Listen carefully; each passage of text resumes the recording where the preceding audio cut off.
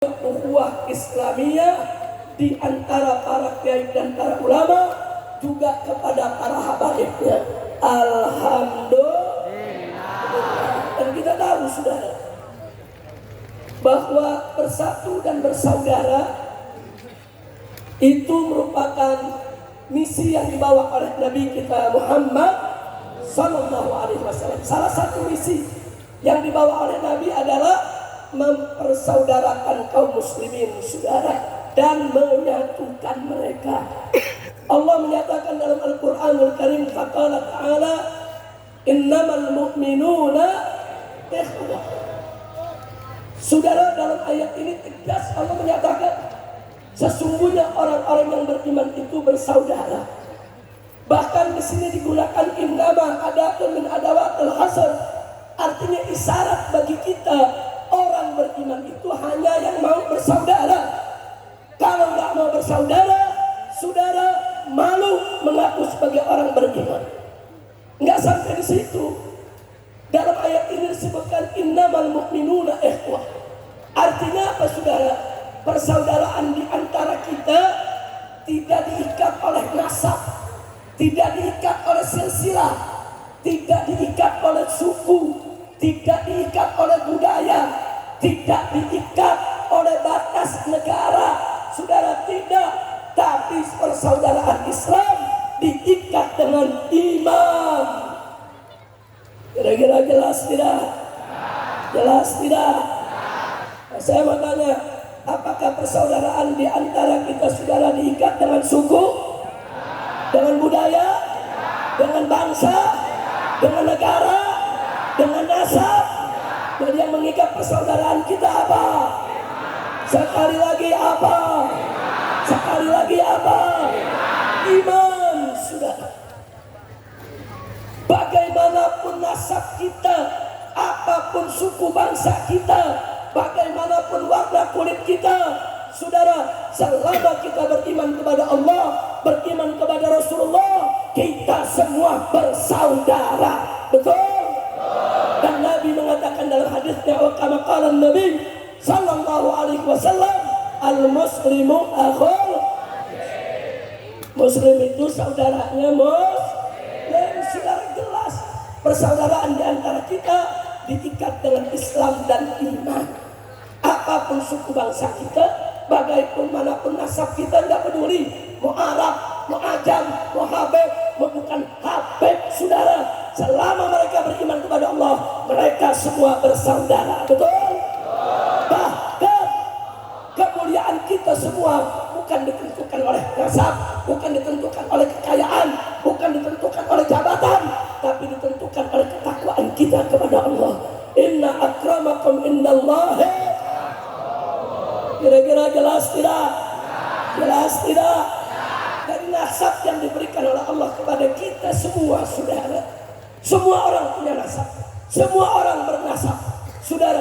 Semua itu adalah pemberian Allah, bukan untuk disombong-sombongkan, bukan untuk dibangga-banggakan, tapi untuk disyukuri kepada Allah Subhanahu wa Ta'ala. Betul? Betul? Saya mau tanya, dulu waktu kita di perut ibu kita sebelum lahir, apa ada formulir pendaftaran mau jadi bangsa apa? Ada. Ada pendaftaran enggak? Ada pendaftaran enggak? Enggak ada, saudara. Udah Allah yang menentukan.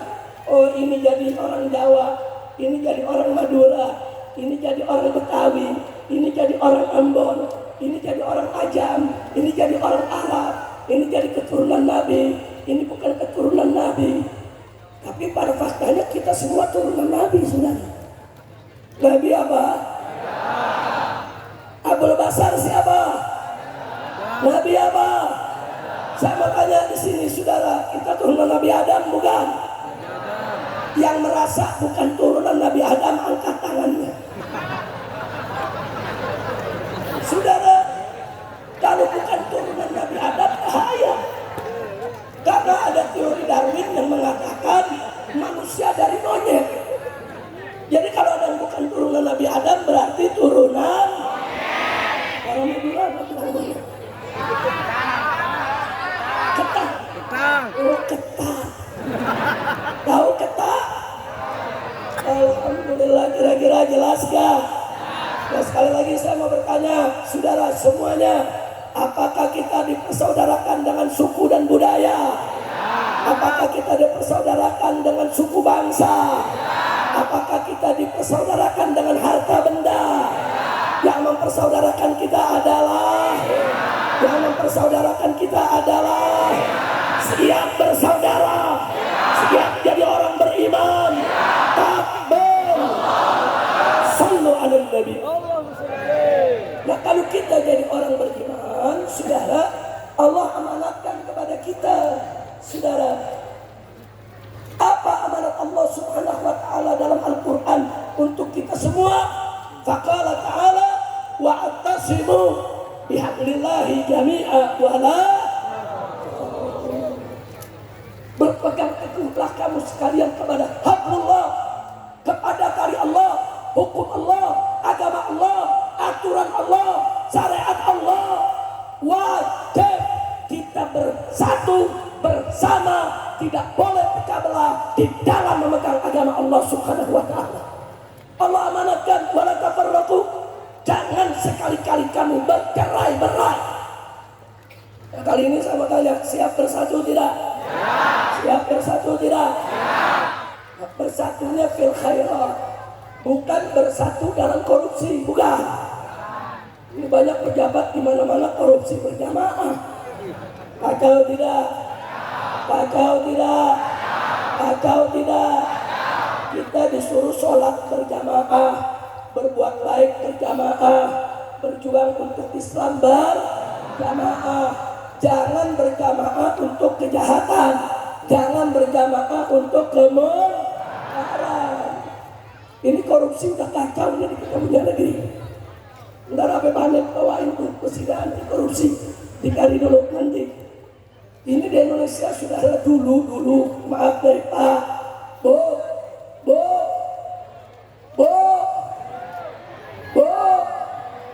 alhamdulillah kirain tidur Bu. Alhamdulillah, ibu-ibu biar jauh mendengarin semua. Alhamdulillah. Kita doain mudah-mudahan ibu-ibu kita menjadi perempuan solehah, keluarganya harmonis, dapat keturunan yang solihin dan solehat. Amin ya rabbal alamin. Baik ya kuat. Saya mau tanya sekarang, di kita punya negeri korupsi merajalela tidak? Banyak tidak? Dulu di zaman Orde Baru, di zaman Pak Harto, korupsinya masih malu-malu di kolong meja. Korupsinya di mana? Di kolong meja. Orang Madura bilang kolong meja apa? Di kolong rumah. Di kolong rumah. Begitu masuk reformasi, saudara, korupsinya naik pangkat di atas meja. Di atas, sekarang lebih brengsek lagi. Korupsi meja-mejanya di bawah, rumah-rumahnya di bawah. Kacau tidak? Ayo jujur jawab, kacau tidak? Yang begini biarkan atau lawan? Siap lawan koruptor? Siap lawan koruptor? Betul? Takbir. Mestinya saudara, yang kita serang itu koruptor, yang kita protes itu koruptor, yang kita permalukan itu koruptor. Ini enggak. Ada kelompok saudara yang dijelek-jelekin habaib, yang dijelek-jelekin kiai, yang dijelek-jelekin ustadz. Kacau tidak? Kacau tidak? Sampai dibilang apa? Itu Habib Ba'alwi, itu nasabnya palsu semua, semuanya turunan Yahudi. Tolong. Kacau tidak? Kacau tidak? Kacau tidak? Sekarang saya mau tanya lagi, ini kondisi begini biarkan atau perbaiki? Biarkan atau lawan? Takbir. Saudara, korupsi itu berbahaya. Udah gitu korupsinya nggak tanggung-tanggung, triliunan. Saya mau tanya orang Madura, pernah lihat duit triliunan? 100 triliun? 10 triliun? 1 triliun? Miskin banget. Coba saya mau tanya lagi semua, pernah lihat duit triliunan? Betul? Kalau saya, belum juga. Sama-sama miskin kita, saudara. Bayangkan, saudara, itu duit yang dikorupsi bukan lagi puluhan ratusan triliun, sudah mencapai ribuan triliun. Jangankan 1000 triliun, 1 triliun saja beli bakso Pamekasan kelelep. Kira-kira jelas gak? Berarti saudara, koruptor-koruptor itu berbahaya tidak? Berbahaya tidak? Siap lawan koruptor? Siap ganyang koruptor? Takbir! Sallu ala nabi. Jadi korupsi ini menggerogoti saudara keutuhan bangsa, nggak boleh kita biarkan. Nanti kita minta Habib Hanif untuk bacakan qasidah anti korupsi. Setuju? Setuju? Tapi saya terusin dulu, jangan baca dulu. Sebab kalau saya udah bersuara, tahu-tahu berhenti 10 menit, suara hilang lagi, saudara. Nah, jadi kita teruskan dulu. Pokoknya yang penting saya mau tanya di sini semua, siap bersaudara? Siap bersatu? Betul? Takbir! Termasuk saudara, tadi saya lihat di depan sebelah sana, saudara, di belakang Anda ada baliho. Usut tuntas pembantaian KM 50. Setuju? Setuju? Ini nggak bisa kita lakukan kalau kita tidak bersatu, kalau kita tidak bersama, kalau kita tidak bersaudara. Saudara, tahu gak kenapa sekarang ini habaib diserang, kiai dihina? Karena ada yang ketakutan KM 50 diusut kembali, saudara. Mereka ketakutan, sebentar lagi mereka tidak punya kekuasaan, saudara. Kita tidak peduli mau jenderal, mau menteri, bahkan presiden sekalipun, kalau terlibat dalam KM 50 akan kita kejar sama-sama, saudara. Siap kejar mereka, siap hajar mereka, siap lawan pembantai KM 50. Takbir! Ini pembantai ini bencong. Bu, Pak, banci. Orang Madura bilang apa banci? Bentuh. Susah banget. Bantuh. Kenapa tuh pembantai KM 50 kita sebut bentuh? Di fase-fase indah. Kenapa, saudara? Sebab saudara, mereka menghadang, mereka menyergap. Saudara, saya dan keluarga saat sedang perjalanan untuk pengajian keluarga, Habib Hanif ikut di mobil tersendiri, saya di mobil di belakang Habib Hanif, saudara. Putri-putri saya ikut, cucu saya, saudara, waktu itu ada 9 masih bayi, semuanya ikut. Saya punya istri almarhumah Syarifah Fadlon binti Fadil bin Yahya ikut, saudara. Ini di mobil keluarga banyak perempuannya. Mereka hadang, mereka sergap, mereka merencanakan untuk pembunuhan terhadap saya, bahkan keluarga. Mereka sudah dapat informasi kami jalan, saudara, di jembatan layang, yaitu jalan tol MBZ, saudara. Itu kalau kita disergap, dihantam mobil kita dengan mobil yang sedikit lebih kuat, lebih besar, maka kita akan terbalik dan jatuh, yaitu ke bawah jembatan, saudara. Ya, mereka ingin membunuh, tapi laskar-laskar kita cekatan, saudara. Ini laskar-laskar yang suka ngaji, ini laskar-laskar yang nyantri, ini laskar-laskar, saudara, anak-anak soleh. Tapi mereka melihat saya sekeluarga dalam bahaya, saudara. Mereka langsung cekatan, mereka usir satu persatu dengan mobil mereka, mobil-mobil yang ingin mencelakakan kami, saudara. Sampai akhirnya komandan laskar mengatakan, Habib, jangan keluarga, segera berangkat lebih cepat.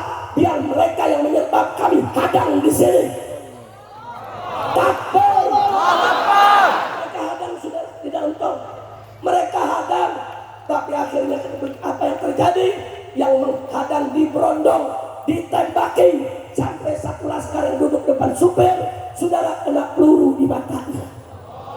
Kemudian sekarang yang satu lagi yang duduk di tengah sebelah kanan pintu, bolong saudara pintunya dan masuk peluru ke perut sampai ke pinggang saudara. Biadab, biadab. Kita tidak bawa senjata, jangankan senjata api, kayu pun kita tidak bawa, karena kita mau ngaji, bukan mau perang. Kenapa saya katakan mereka ini bencong saudara? Bentuk.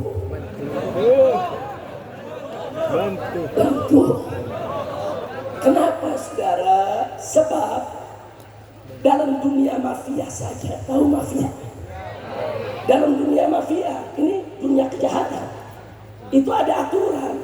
Nggak boleh ganggu perempuan, nggak boleh ganggu anak-anak.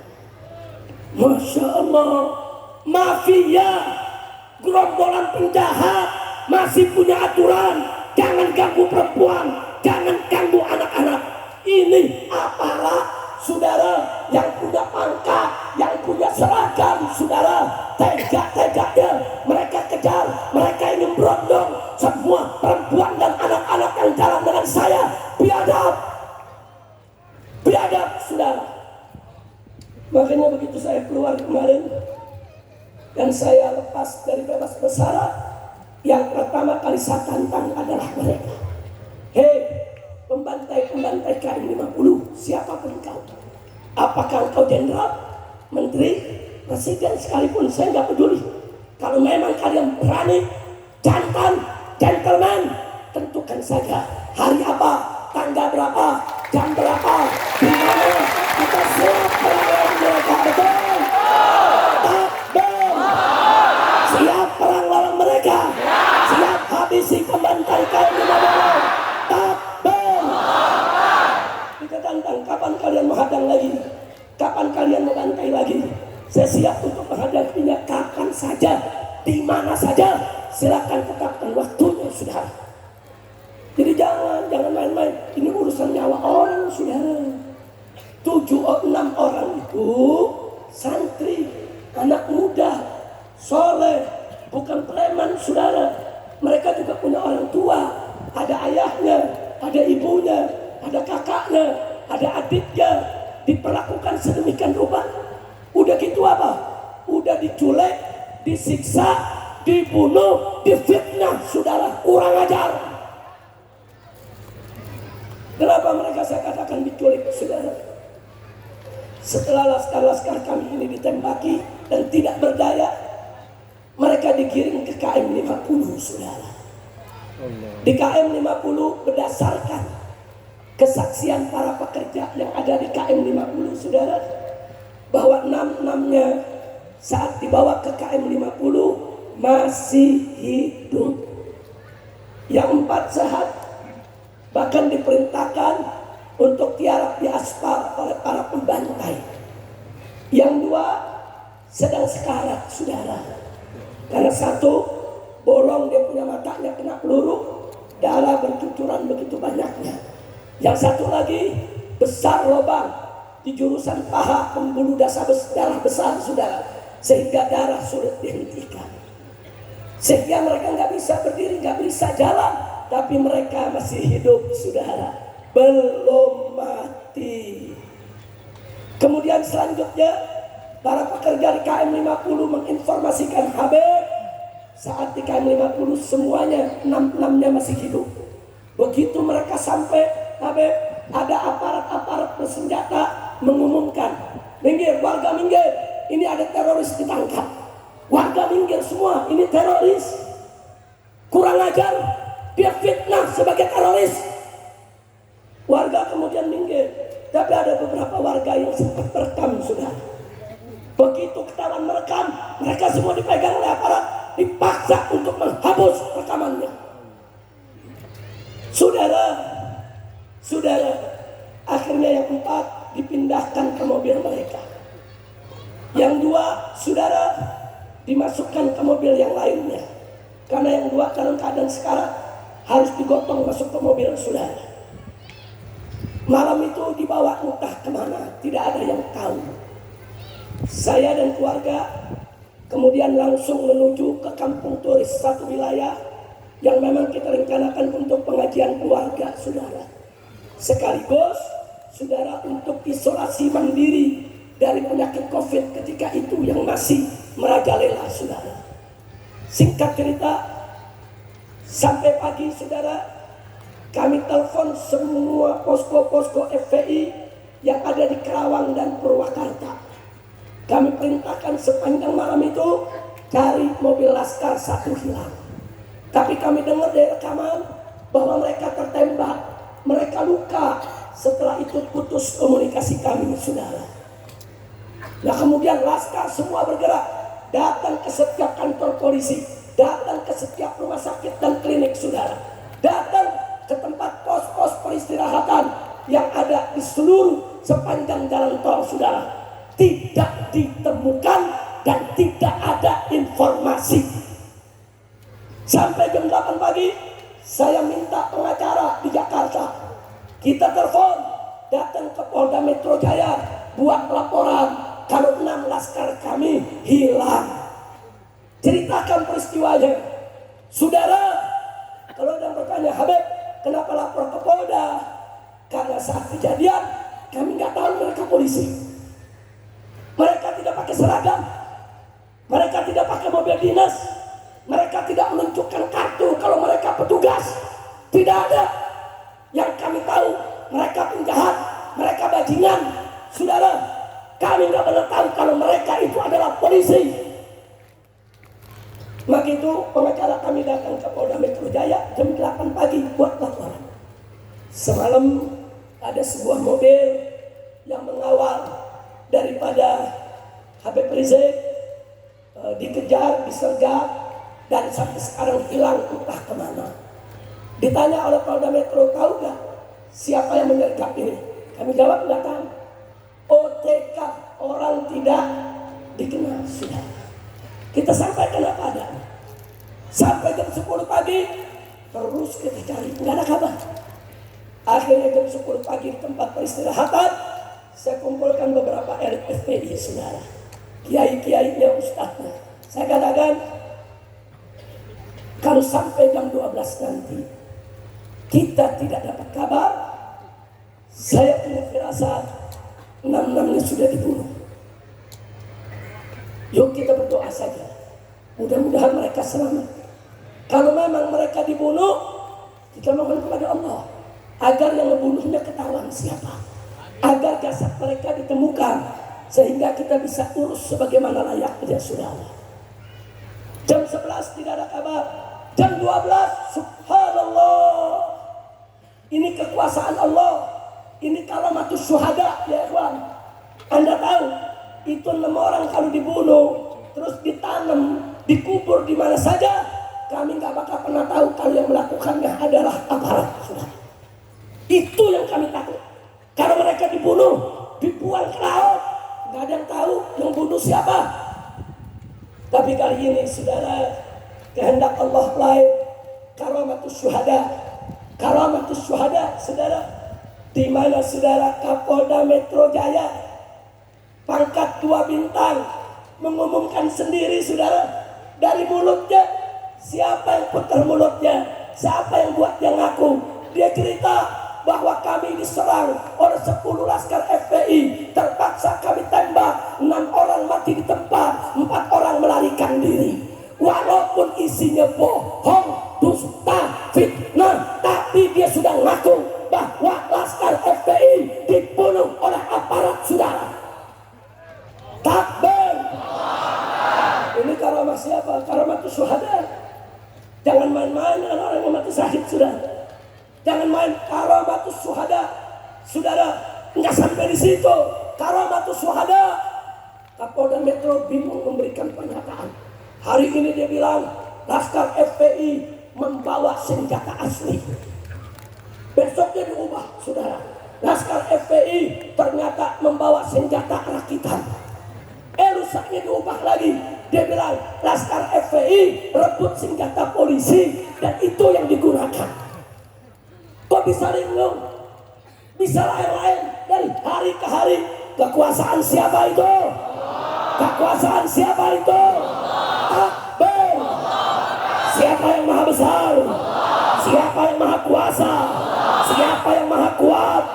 Takbir. Allah yang buka rahasia mereka semua sudah. Enggak, kami enggak pernah tahu. Terbongkar semuanya. Alhamdulillah. Kemudian saudara, mereka bawa ternyata laskar itu ke satu tempat, mereka eksekusi. Cerita polisi, laskar melawan, terpaksa ditembak. Bohong. Bohong saudara. Mari kita buktikan saudara. 6 jenazah. Saudara, 6-6-nya ada luka tembak di jantung. Sama semuanya di jantung. 6-6-nya ada luka tembak di paru-paru. Sama semuanya di paru-paru saudara. Dan yang menariknya, luka di tubuh, lubang peluru, kulit atasnya terbakar saudara. Artinya apa? Ditembak jarak dekat saudara, nempel. Kalau ditembak jarak jauh nggak ada luka bakar saudara. Tapi kalau ditembak nempel ke dadanya, ya pasti ada luka bakar saudara. Allah yang bongkar. Mereka bilang ini tembak-tembakan. Dari mana tembak-tembakan? Mereka bilang laskar menyerang duluan. Bohong.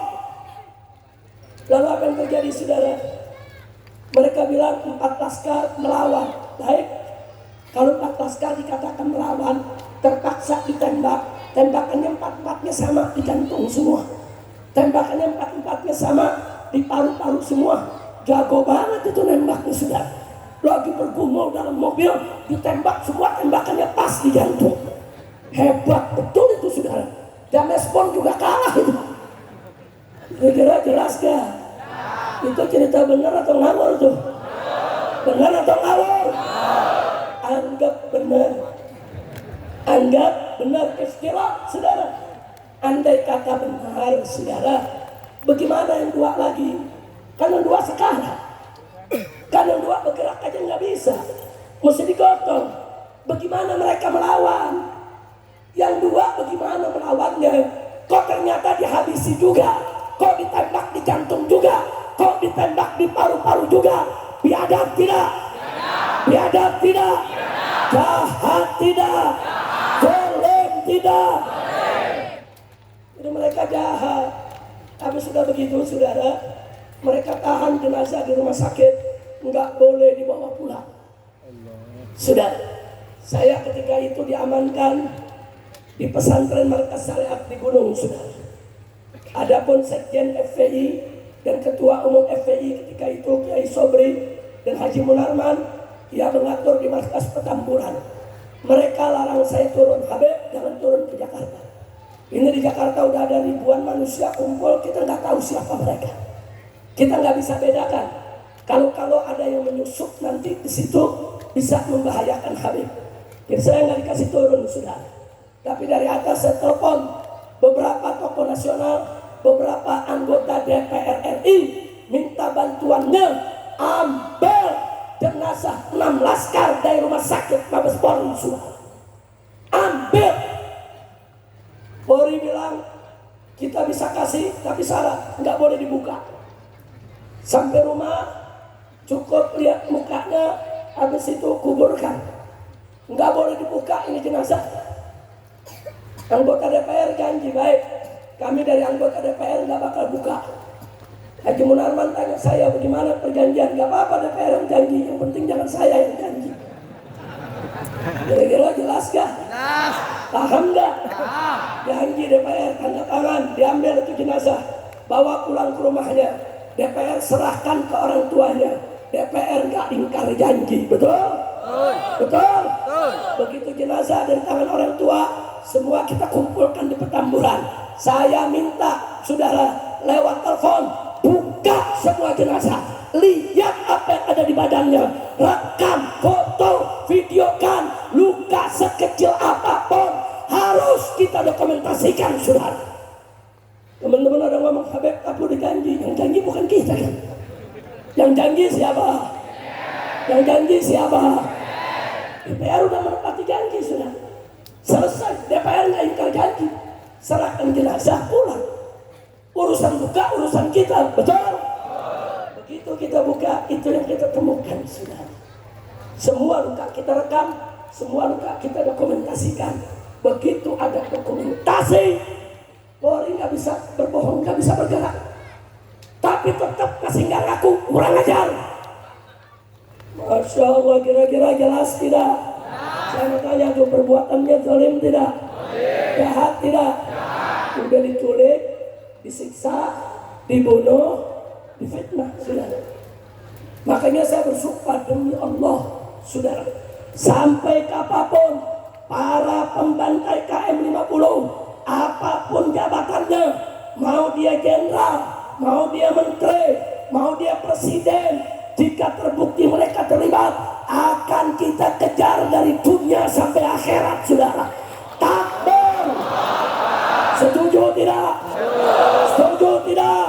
Yang setuju kepalkan tangannya semua. Takbir. Takbir. Takbir. Siap lawan pembantai KM 50. Siap kejar pembantai KM 50. Siap habisi pembantai KM 50. Takbir. Sallu ala Nabi. Saudara, polisi yang baik banyak, pejabat polisi yang baik banyak, yang soleh banyak. Maka itu kita minta kepada pejabat-pejabat kepolisian yang baik, yang soleh, jangan biarkan di dalam tubuh kepolisian ada orang-orang yang seenaknya membunuh rakyat, dibiarkan. Betul? Betul? Orang-orang ini sudah mencoreng citra Polri. Orang-orang ini sudah menodai, saudara, citra Polri. Orang-orang ini sudah merusak martabat harkat daripada Polri. Betul? Kita sampaikan, saudara. Dijawab oleh Kapolri. Kapolri datang ke DPR, kita suarakan lewat DPR. DPR nanya, bagaimana Pak Kapolri soal KM 50? Kapolri menjawab, saya berjanji kalau ada novum baru akan kami buka kembali kasusnya. Dia bilang ada novum baru. Apa itu novum baru? Barang bukti yang belum pernah dibawa ke pengadilan, saudara. KM 50. Begitu Kapolri berjanji, saudara, langsung kita jawab lewat majelis kita, Pak Kapolri, novum barunya sudah ada. Apa itu? CCTV rekaman, saudara, di KM 50 dan di hotel Novotel yang merekam semua kejadian. CCTV itu disembunyikan oleh anak buah Anda, oleh Sambo dan anak buahnya. Kenapa Anda tidak ambil itu sebagai bukti baru untuk pengadilan? Takbir.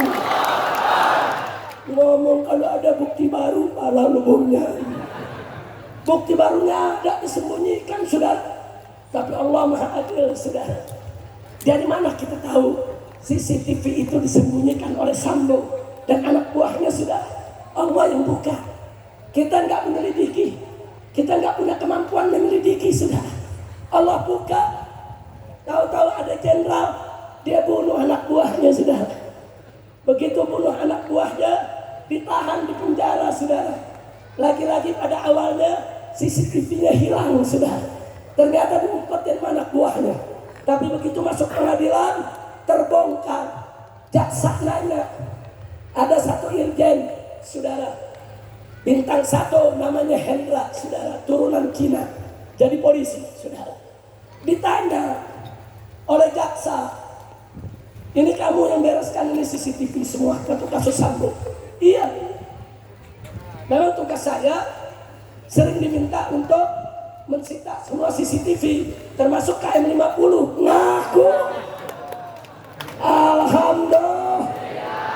Siapa yang bikin dia bicara? Siapa yang maha kuasa? Siapa yang membuka rahasia? Takbir. Sekarang Sambonya ditanya sama jaksa, betul kamu suka nyuruh anak buah kamu itu mensita CCTV? Dia bilang betul. Termasuk KM 50 ya? Iya. Ngaku.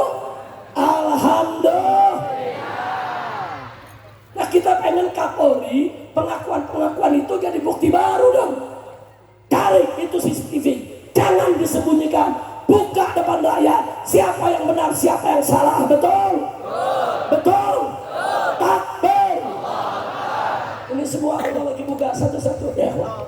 Insya Allah nanti akan tiba saatnya semua akan terbongkar habis, dan para pembantai KM50 akan membusuk dalam penjara. Amin ya Rabbal Alamin. Maka itu saya tanya sebelum saya akhiri, saya dan kawan-kawan sedang terus mengumpulkan bukti untuk membawa KM50 ke pengadilan HAM di Indonesia. Kalau Indonesia menolak, kami akan bawa ke pengadilan HAM di luar negeri. Saudara setuju tidak? Setuju tidak? Setuju tidak? Takbir. Nah, kita nggak bakal diam ya kawan. Maka itu saya butuh doa dari ulama, dari kiai, dari aumah, semuanya tolong doakan agar usaha ini diberkahi oleh Allah Subhanahu wa taala. Amin. Amin ya Rabbal Alamin. Mudah-mudahan Allah berikan kita kemenangan. Amin ya Rabbal. Nah, jadi saudara, di peristiwa KM50 banyak yang terlibat. Satu yang terlibat dalam operasi Delima. Saudara, operasi Delima, saudara, ini dijalankan oleh BIN, Badan Intelijen Negara. Kami punya dokumennya saudara. Karena ada 3 anggota BIN kami tangkap di markas syariat. Kami geledah dan kami dapatkan data kalau ada operasi Delima, tujuannya habisi Habib Rizik. 2 hari sebelum peristiwa KM50 mereka kami tangkap di pesantren saudara. 2 hari kemudian terjadi peristiwa KM50 yang melibatkan oknum-oknum aparat di Polda Metro Jaya, anak buah daripada saudara Fadil Imran yang sekarang sudah naik bintang 3 saudara. Kami nggak bakal lupa saudara. Dan yang ketiga yang terlibat adalah saudara Satgas Merah Putih Sambo saudara. Ya, Sambo terlibat, anak buahnya yang mensita semua tanda-tanda bukti saudara. Semua, bahkan saking takutnya pemerintah saudara, rest area KM50 sudah dibongkar habis, nggak ada lagi tempat peristirahatan saudara. Itu bukti mereka ketakutan, takut dituntut, semua bukti mereka hilangkan. Tapi demi Allah saudara, saksi dan bukti lainnya nggak mungkin mereka begitu mudah untuk yaitu menghilangkannya. Khususnya saudara Khairus Syahidin, sebaik-baiknya saksi adalah takbir. Nah, jadi 3 ini komponen yang terlibat dalam KM50 saudara, yaitu oknum-oknum di Badan Intelijen Negara yang menggelar operasi Delima. 2, Kapolda Metro Jaya ketika itu dengan anak buahnya saudara yang menjadi eksekutor di KM50. Dan 3, Satgas Merah Putihnya Sambo saudara, yang jelas-jelas mereka yang mensisir bersih semua bukti-bukti, termasuk hotel Novotel. Hotel Novotel itu ada di pinggir jalan depan bundaran. Waktu ditembaki laskar kita keluar dari tol Kerawang Timur, mereka ditembaki, itu direkam oleh CCTV sekitar hotel saudara. Itu begitu peristiwa terjadi saudara, apa yang terjadi? Polisi ngirim petugas ke hotel Novotel, semua CCTV-nya disita saudara. Jadi bukan hanya CCTV KM50, CCTV jalanan, CCTV hotel, semua disita oleh anak buah Sambo. Kurang ajar tidak? Kurang ajar tidak? Jadi dengan bukti-bukti ini saya mau tanya saudara, saya mau tanya, mereka ini semua terlibat tidak dalam KM50? Terlibat tidak? Setelah KM50 terjadi, DPR gempar minta dibentuk tim investigasi untuk menyelidiki bagaimana sebetulnya kasus KM50. Besoknya DPR minta, lusanya Presiden Jokowi menolak, nggak perlu ada investigasi. Kenapa? Karena polisi sudah benar menjalankan tugasnya. Ya, ada yang ketakutan dibongkar rahasianya saudara. Betul? Betul? Ya, jadi jangan salahkan saya kalau saya curiga sama Jokowi. Saya nggak berani nuduh, curiga boleh dong. Nah kalau memang Jokowi tidak terlibat, kenapa tim investigasi ditolak? Kalau nggak salah, bentuk saja tim investigasi. Buktikan polisi atau laskar yang salah, betul? Setuju? Takbir.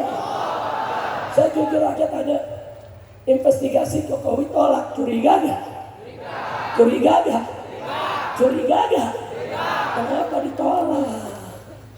Itu kan untuk pembuktian, saudara. Setahu saya nggak nolak kalau nggak terlibat.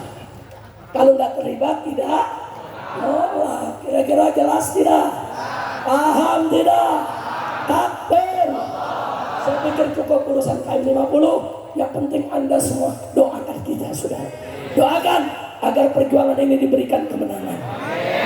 Dan yang kedua yang saya mau ingatkan, tadi sudah dibahas oleh Habib Hanif.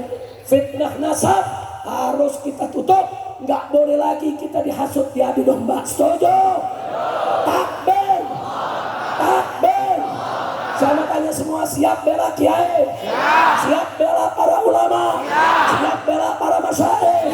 Siap bela para habaib? Siap bela para ba'alwi? Takbir. Sallu ala nabi. Dan yang ketiga, yang terakhir, ini adalah milad Aumah yang ke-9.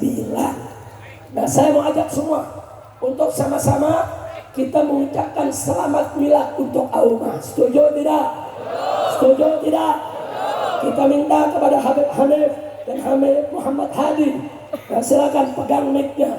Satu lagi kasih mic-nya untuk Habib Muhammad bin Hadi Al-Habsyi.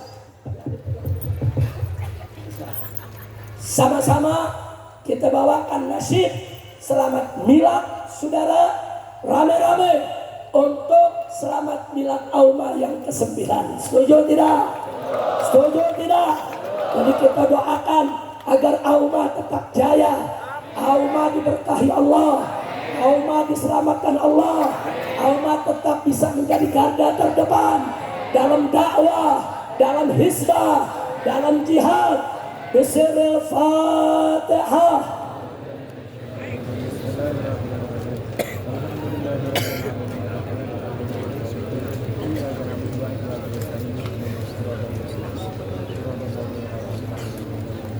Nanti setelah nasyid milad kita nyambung